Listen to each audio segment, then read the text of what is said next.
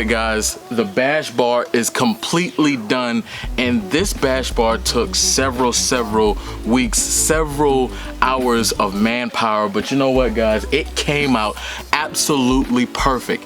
And the color of this is gilded brass, and you know what, I couldn't have picked a better color combo. The silver that may go to black intercooler, then you got the gilded brass bass bar, you got the silver poking out in a couple spots, you got the black square LED pods, and you know what, this car looks absolutely menacing, guys. This whole thing took so many hours, like I said before, guys. So if you enjoyed the video, if you enjoyed the end product, give it a thumbs up. If you didn't, give it a thumbs down. Holla at my boy Wattwerks, okay? I will put his information down in the show notes of this video. Check him out. You can get one already built, so you can skip some of this work, or you can do like me and customize yours and make yours however you want it.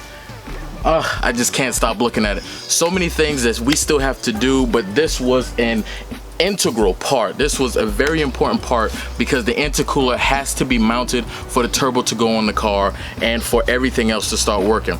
Videos may be a little bit more sporadic because I don't have a lot of time to work on it, but we're gonna make it happen, guys. Every like is an addition to my motivation to, even though I don't have much time to work on my car anymore, just to be able to get out here and do what I can, guys. So again, if you enjoyed it, give it a thumbs up. If you didn't, give it a thumbs down. I'll catch you guys in the next one.